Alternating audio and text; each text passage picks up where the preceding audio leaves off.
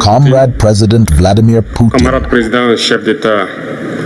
African heads of state, Comrade head of delegation, good morning. It is an honor for me this morning to take the floor here and to pass on to you the fraternal greetings of the people of the land of men of integrity. It is from the Almighty that we have been able to gather here this morning in good health to talk about the future and the well-being of our people. I am going to apologize to the elders whom I may offend in my future remarks. Because of Africanity, because of the rights of one of them, I have to apologize. Comrade, I have a few questions from my generation. Not a single question that is being asked. We don't have an answer, and it turns out that here we can wash our linseed because we feel like a family. It feels like a family in the sense that Russia is also a family for Africa. It is a family because we have the same history. Russia made enormous sacrifices to liberate the world from Nazism during the Second World War. The people of Africa, our grandfathers, were also forcibly deported to help Europe get rid of Nazism. We share the same history in the sense that we are the forgotten peoples of the world, whether in the history books, in documentaries, or in film, insofar as we sweep away the preponderant role played by Russia and Africa in this fight against Nazism. We are here together because we are here to talk about the future of our peoples and what is to come. Of the future of tomorrow, of the free world to which we aspire, of a world without interference in our internal affairs. We have the same prospects, and I hope that this summit will be an opportunity to forge very good relations and to create a better future for our peoples. The questions that my generations are asking themselves about the next generation, if I can sum it up, is that they do not understand how Africa, with so much wealth on our soil, with its generous nature, water and abundant sunshine, Africa is today the poorest continent. Africa is a starving continent, and how is it that our heads of state are traveling through the world of a man? These are questions that we are asking ourselves and that we have not yet had answers. We have the opportunity to forge new relationships, and I hope that these relations can be the best, to give a better future to our peoples. My generation also instructs me to say that because of poverty, they are forced to cross the ocean in order to try to reach Europe. They die in the ocean, but that soon they will not have crossed it, because they will come in front of our palaces to look for their daily sustenance. As far as Burkina Faso is concerned, for more than 8 years, we have been confronted with the most barbaric and violent form of neo-colonialism and imperialism. Slavery still has so much to impose on us. Our front-runners have taught us one thing: slavery that is not capable of accepting its own revolt does not deserve to be relied upon by its fate. We don't worry about our fate.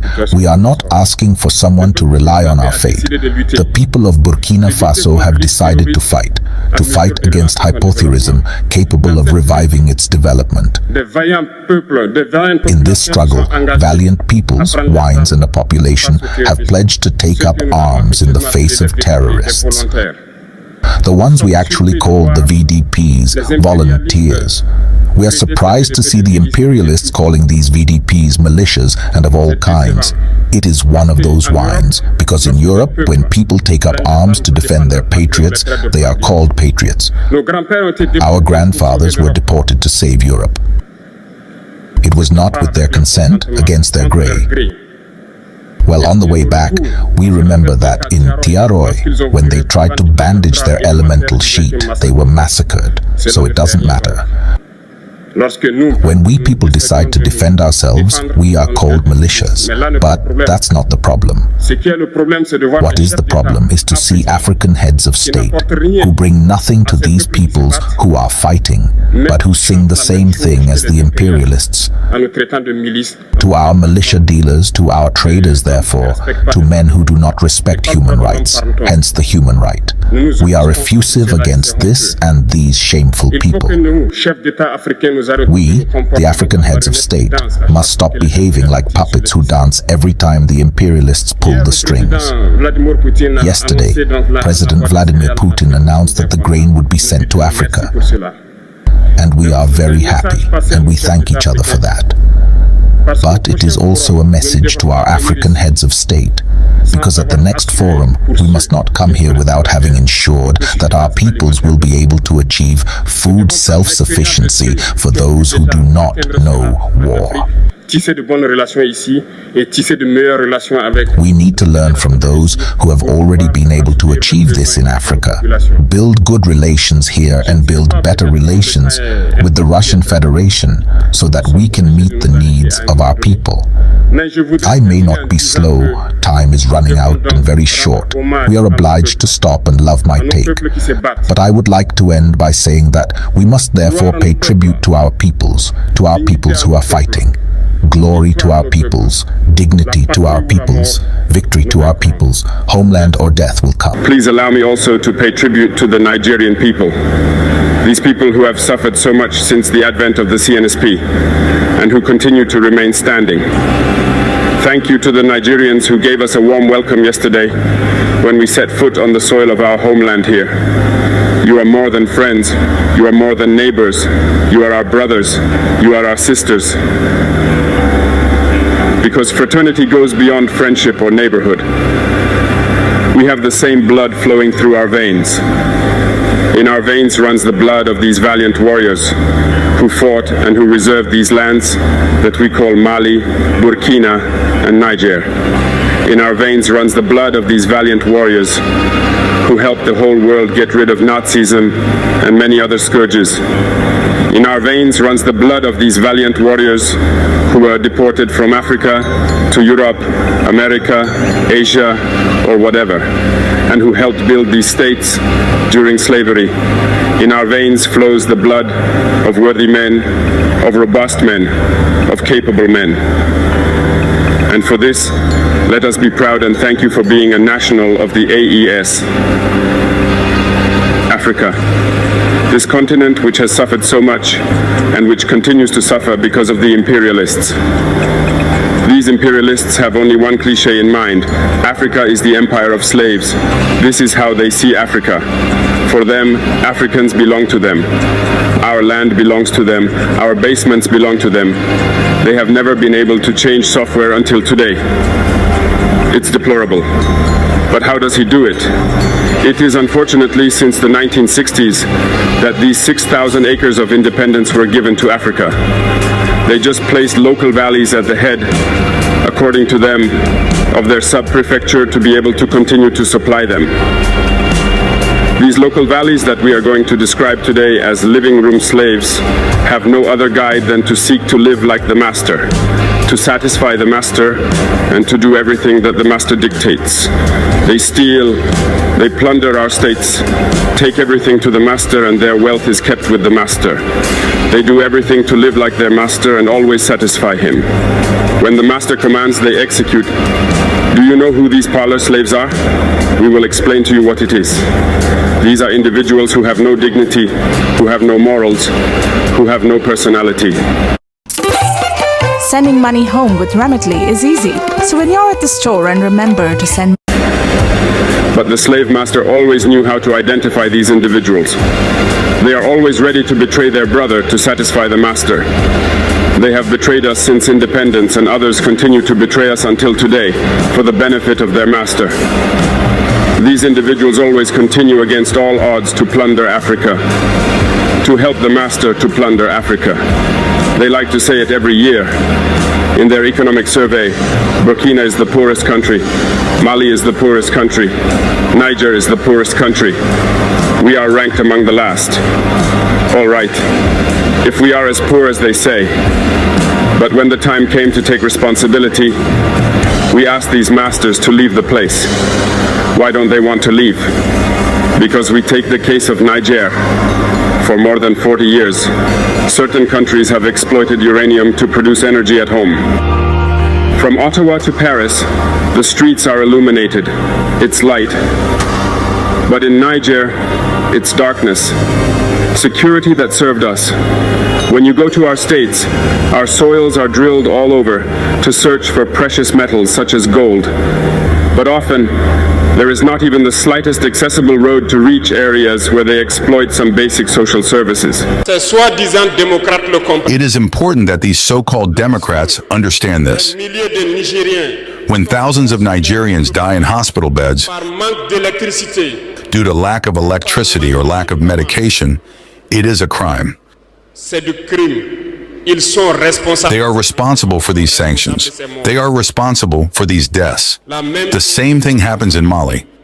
With Burkina, we have indirect sanctions because people have to understand. When they take their orders from the other side, they come and do everything to apply it. It is shameful. We are called putschists. We are not French. We do not understand what that means.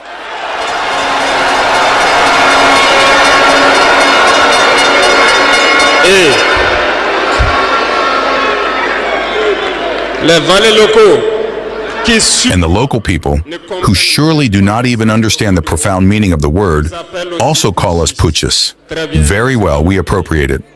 Over the years, as far as Burkina Faso is concerned, you may have noticed all the bodies have been destructured. No more training, nothing left for the army.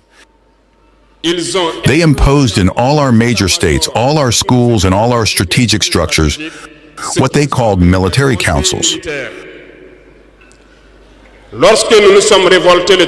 When we revolted on September 30th, 2022, the first thing was to find out who these military councils were and where they were. So we were able to identify that the evil was deep. And the first thing was to ask them to leave our army.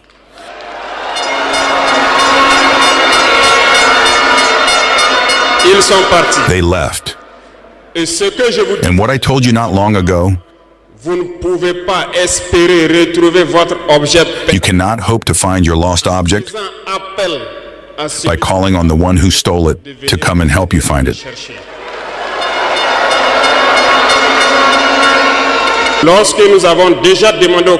When we asked the military councils to leave, we felt manifestations.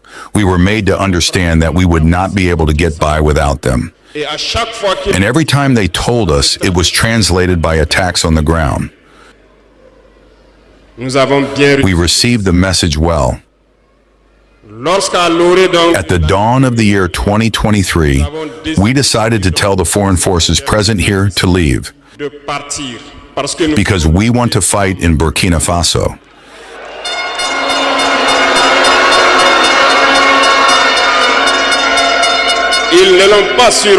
They did not surely appreciate it, but why come and die on our land for us? We prefer to fight ourselves. We ask them to return home.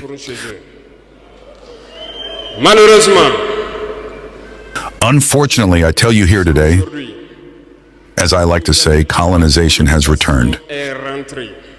There are slaves of Ceylon who still have not understood.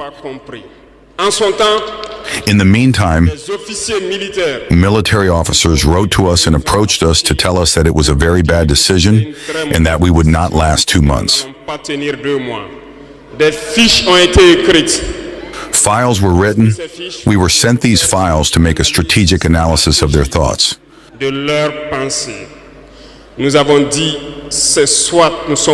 We said either we are sovereign or we remain slaves forever.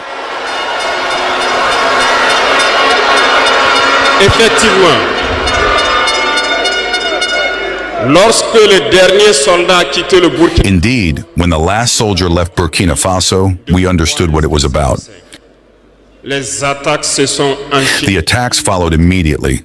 Dehao, Timnikov, Partiaga, and so on.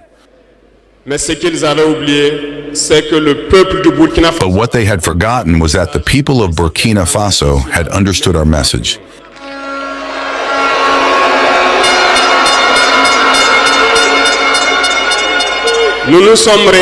And had engaged in the same way as we did. We reorganized quickly, and suddenly we noticed that all the sleeping terrorists had woken up in Burkina Faso. We reorganized the army as quickly as possible. At an unequal speed, we have created several units, and even if several others are yet to come, we have equipped them. And today this equipment continues because in the days to come, the months to come, what you will see coming to Burkina Faso must make our army a power to fear.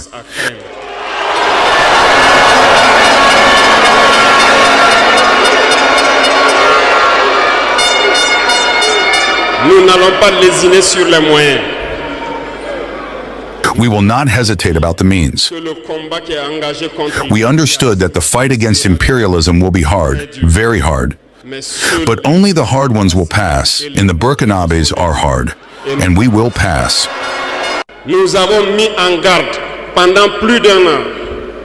We have put on guard for more than a year the local valets, the slaves of Salon, so that they do not betray their country for the benefit of imperialism.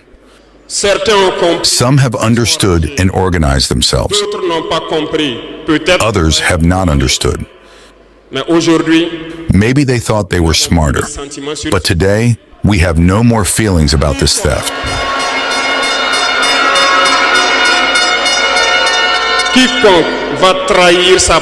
Whoever betrays his country for the benefit of imperialism, he will be treated as such.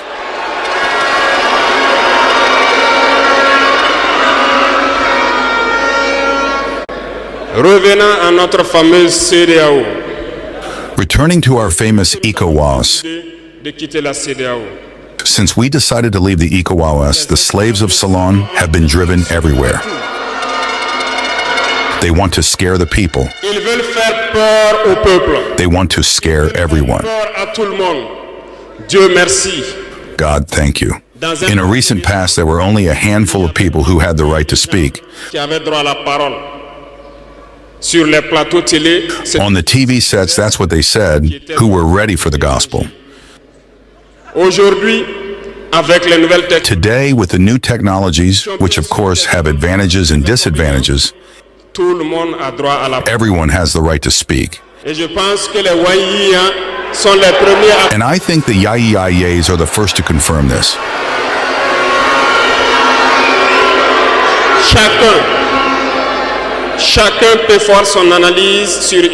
Everyone can make his own analysis of a situation. We can certainly make mistakes, but when we come to understand, we are open to explain the process. Here we will explain to you why we left the ECOWAS and where we are going.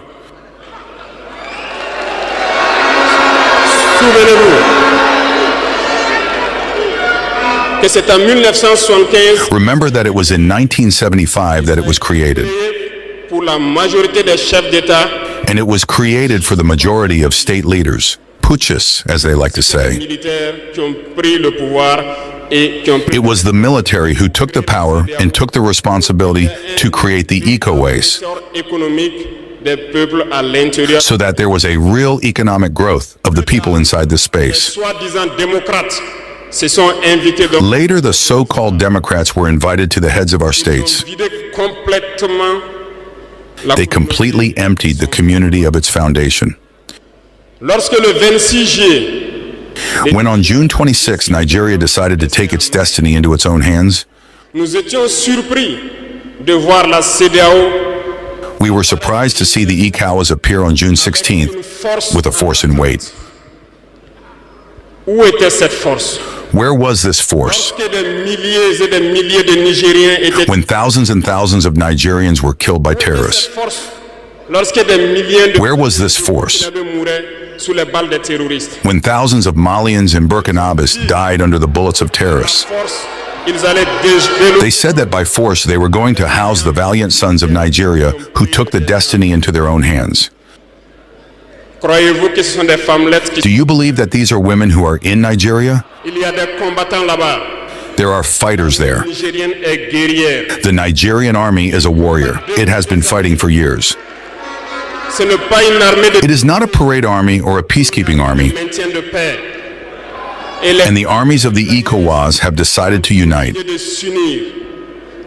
We are waiting for this force in wait.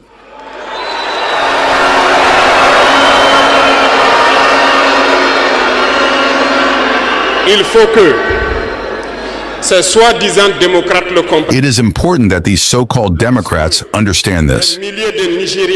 When thousands of Nigerians die in hospital beds due to lack of electricity or lack of medication, it is a crime. They are responsible for these sanctions. They are responsible for these deaths. The same thing happens in Mali. With Burkina, we have indirect sanctions because people have to understand. When they take their orders from the other side, they come and do everything to apply it. It is shameful. Some have decided not to provide electricity to our countries. It is not free. We pay, and it contributes to their economy.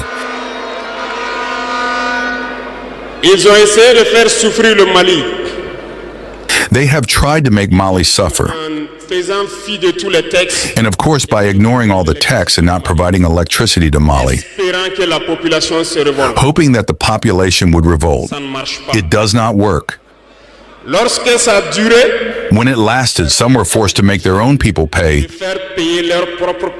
by increasing the cost of electricity. It will increase again.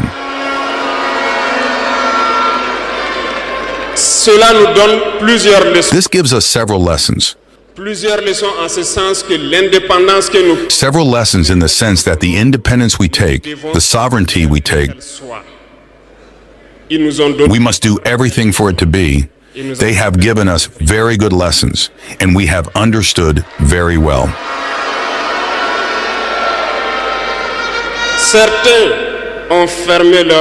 Some have closed their ports,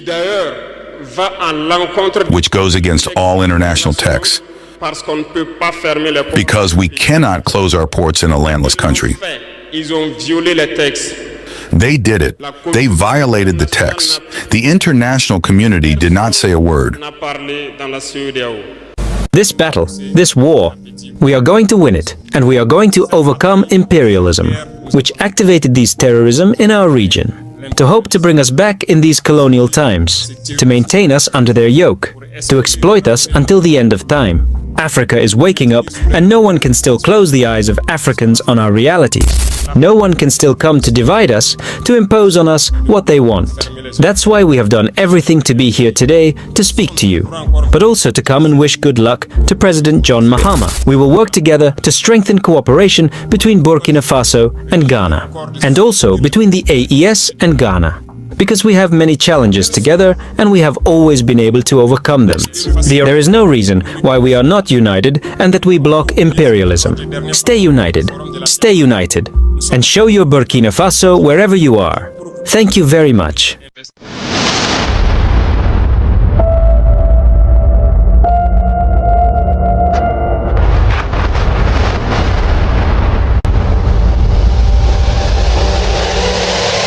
This is the journey to One Africa. Mais soyez sûrs, il ne faut jamais perdre espoir.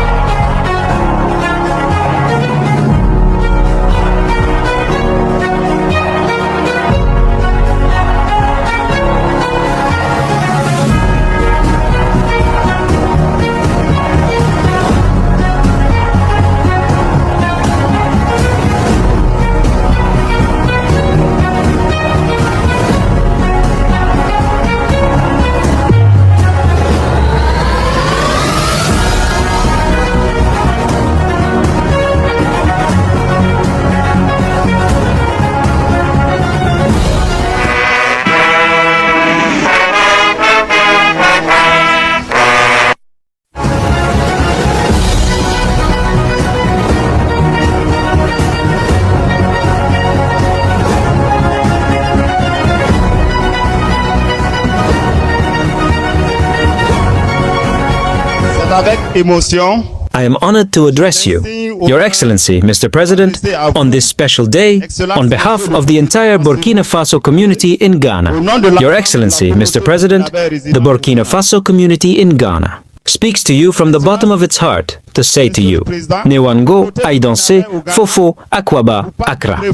For this new year, may the Almighty grant you and your entire family a diamond of health for the ear. On is soft. Your Excellency, Mr. President, your arrival today in Accra has fulfilled the deep dream of the Burkina Faso diaspora in Ghana to see one day its great leader, Captain Ibi, 10 sons of our ancestors, children, prodigies of Africa. Truly, this dream that thousands of Burkina Faso people in Ghana may see you, admire you, encourage you, carry you high, and tell you that they are resurrecting with your arrival. This dream that was still yesterday unexpected is a reality today. We now have faith in the future, proud and attached more than ever to our mother country, Burkina Faso. This is why, Your Excellency, I can tell you that the Burkina Faso diaspora in Ghana is constituted of an unconditional BDP on which you and the whole nation can count. Note that we, the Burkina Faso diaspora living in Ghana, we are beyond the concept of BDP. For us, it is a duty to defend the homeland. So we are DDP, Your Excellency, the community. That speaks to you today is a miniature Burkina, because it is constituted of the quasi-totality of the socio-cultural, linguistic, regional and professional diversity that can be found in Burkina. Some of our members arrived in Ghana a few years ago or a few decades ago, while others may constitute the 7th or the 10th generation of their ancestors. I am not a politician and I don't beat around the bush. I am a soldier and I prefer to tell you the truth. Everyone is free to take it or leave it. Everyone drives their car, everyone lives well. We eat in the morning, we eat in the afternoon and evening, and we do whatever we want to do. We are free to speak, to say what we want. This is democracy. This is the law. That's all. That's all we know in Ouagadougou. But go and see them, the children who are skin and bones. Go see those who are starving. Go see those women who can no longer breastfeed because they have nothing left in their breasts. Go see them. Let's not pretend. If our journalists don't have the courage to go out in the field and bring back these images, it's because we want to whitewash Burkina's image. I'm telling you, it's false. It exists. When I tell you about people who eat grass, those who want to contest, I will take them to see it continues. It hasn't even stopped, because we have managed to supply some villages, but others not yet. We are still on the way. No civilian can even support us with trucks, so we can show solidarity with these populations. What kind of integrity is this? What is integrity, Burkina Faso? What is it? This lack of support has deeply unsettled and revolted us. Until we truly address the core issues plaguing this country, we will remain in a state of unrest and discontent. For the moment, we've managed to secure some trucks in the army and have been using our own means to transport supplies. However, this hasn't really added much to the support for the starving populations. And even in doing this, there's been a distinct lack of empathy. The citizens were aware of the situation, but they've remained on the sidelines. This is to say that solidarity has disappeared in Burkina. Have pity for the people, have pity for the youth, have pity for the children. What have these villagers done so that when the sun sets, they find themselves in caves and under trees? They leave village after village, and in the morning they come back to see if everything is okay before returning. They sleep in the bush. They cannot sleep in their homes. We don't tell you these truths. This is the reality of Burkina. We only see our cities. We are responsible for what happens to us, and we will be fully responsible for what will follow, whether it is good or bad. It will depend on our behavior in the future. Ce continent qui a tant souffert This continent has suffered so much and continues to suffer because of imperialists. These imperialists have only one cliché in mind. Africa is the empire of slaves. This is how they see Africa. For them, Africans belong to them. Our lands belong to them. Our subsoil belongs to them. They have never been able to change the logic until today. This is deplorable. But how do they proceed? Unfortunately, it is since the 1960s that these 6,000 acres of independence have been given to Africa. They have just placed local valets at the head, according to them, of their sub-prefecture to be able to continue to feed them. These local valets, which we are going to call today the slaves of Salon, have other goals. They want to live like the master, to satisfy the master, and to do everything that the master dictates to them. They steal, they plunder our states, they bring everything to the master, and their wealth is kept with the master. They do everything to live like the master and always satisfy him. Do you know who these slaves of Salon are? Well, we are going to explain to you what they are. They are individuals who have no dignity, who have no morals, who have no personality.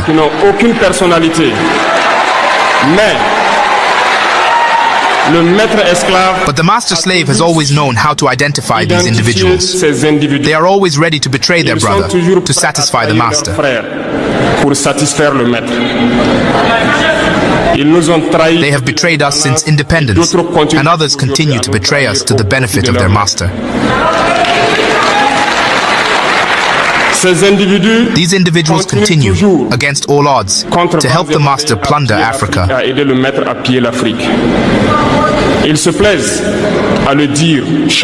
They like to say it every year. In their economic polls, Burkina is the poorest country, Mali is the poorest country, Niger is the poorest country. We are ranked among the last.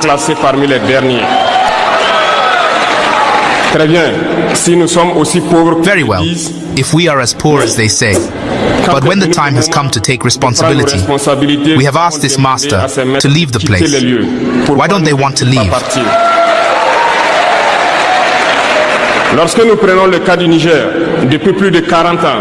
When we take the case of Niger, for more than 40 years, some countries have been exploiting uranium to produce energy at home.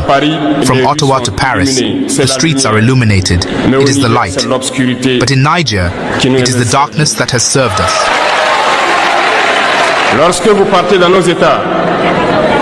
When you go to our states, our soils are full of precious metals, such as gold. But often there is not even the slightest road accessible to reach the areas where they exploit gold, even less certain basic social services. This is why we have decided to revolt and take the fate of our countries into our own hands.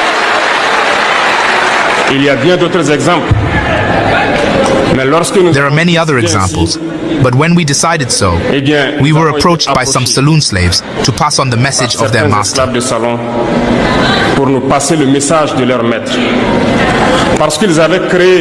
Because they had created this kind of polymer chain that rises to the heads of our states to serve them.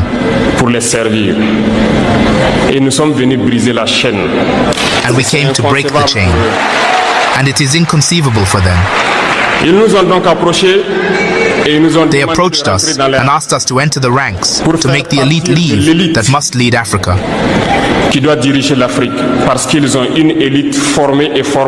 Because they have an elite formed and formatted that must follow, that is embedded in this chain. We refused to enter their ranks. And then the hostilities began.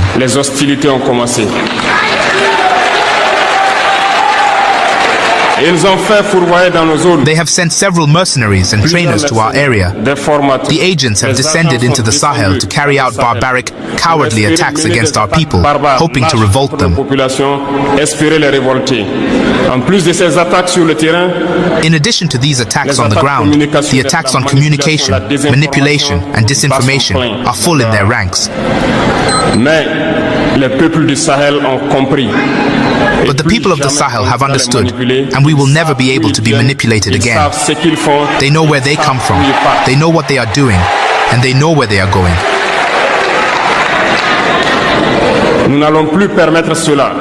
We will no longer allow this.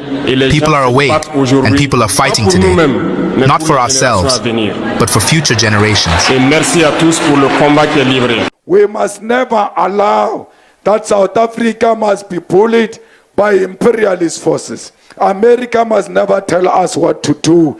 The same United States, which is furious at being cut off from the riches of Burkina Faso, cannot tell us what to do. We stand with Captain Traoré. We stand with Traoré because we know that Traoré stands for the unity of Africa. We are Traoré, and Traoré is all of us. If they kill Traoré, you must know they would have created another wound in the continent of Africa. We must defend him the same way we defend the unity of Africa. We must defend China for defying the USA and telling the USA to go to hell because they don't understand how the tariffs works. Donald Trump is an enemy of himself and all of us. And he must know the EFF is not scared of him. The EFF is not scared of Israel. The EFF is not scared of Morocco. The EFF is not scared of the imperialist forces. The EFF will stand on the side of the people of DRC, the people of Sudan, and the people of Sahrawi. We don't have freedom in South Africa for as long as the people of Palestine are still under the oppression of Zionist aggression of Israel. All of us must say, from the river to the sea, Palestine will be free, because we know as beneficiaries of international solidarity that if we stand with the oppressed in the world, those oppressed people will be liberated. Arien kaofela ha re tsamaya mo re isolate all political parties tse di ileng ko Israel, di coup na bo DA, bo PA, bo ACDP ba batla tšhelete ba lwantsha the stand of South Africa. Let's go all of us and say we are not free until the people of Palestine are free. We don't care if we are going to be punished for that. The people were killed in Matola in Mozambique because of our freedom. The people were killed in Lesotho because of our freedom. The people were killed in Wankispolilo in Zimbabwe fighting for our freedom. We cannot allow that those who stood with us during difficult times are today isolated by the enemy, and we go to the side of the enemy. We are Palestine, and Palestine is South Africa. We are Africa, and Africa is South Africa. We will fight xenophobia with everything in our power to unite Africa so that we can have one currency, we can have one military command, we can have one president. This continent is not a continent for as long as we remain divided. How can a country like Lesotho say it's a country with such few people? How can Lesotho or Swaziland or Botswana negotiate with China as a country which has got the quota of the world population? We need to come together and confront the world as one continent that is united to expropriate the land of Africa and use the minerals of Africa to benefit Africa. Comrades, we are not scared of anything that they want to do to us. They banished Winnie Mandela into Brentford. Whether they ban us in America or not, we don't care. Donald Trump can stay with his America, but this continent of Africa belongs to us. Let us not be cowards like Winnie Mandela. Let us stand up and confront the imperialism of America. Let us challenge America. Let us challenge the stupidity of America. Let us not be intimidated by America. America is the enemy of progress in the world. The EFF must lead the liberation of Africa. Elon Musk will never come and open his business here in South Africa as long as he doesn't surrender 30% to the South Africans. No one must come and do business in our country without involving our own people. No one must come to Masilonyana and open business, get a tender in Masilonyana and not involve the people of Masilonyana. We want the people of Mangaung, we want the people of Free State to benefit directly, not only on business. When there is a contract to build a road here, you must ask a question. You, the branch chairperson of the EFF, how many locals have you employed in this project? And if the locals are not enough, you must stop that project and demand that they employ more locals, because that project belongs to you. Comrades, we must fight unemployment. Our people are unemployed. The youth of South Africa, many of them have given up on looking for employment. When they've got 50 rand or 100 rand, they prefer to spend it on a bread instead of spending it on a transport to go and look for a job. They are discouraged because there are no jobs created in South Africa, and the ANC has got no plan to create jobs in South Africa. Only the EFF will create jobs through expropriation of land without compensation. Only the EFF will create jobs through nationalization of mines and strategic sectors of our economy. Only the EFF will create jobs by beneficiating the minerals here in South Africa. Only a brave government can create jobs when it's prepared to confront the monopoly of white people in the economy of South Africa. This is your organization. No one will ever destroy this organization. This organization is in your hands. It belongs to you as members. Defend your organization with everything. Build your organization with everything. For skichi, so for skichi, etati, kichi, kichima, kichi, kichima. Shoot to kill a man. Shoot to kill, Yamasa. Kill the poor, the farmer. Kill the poor, the farmer. Brr, pa, pa, brr, pa, pa. Attention.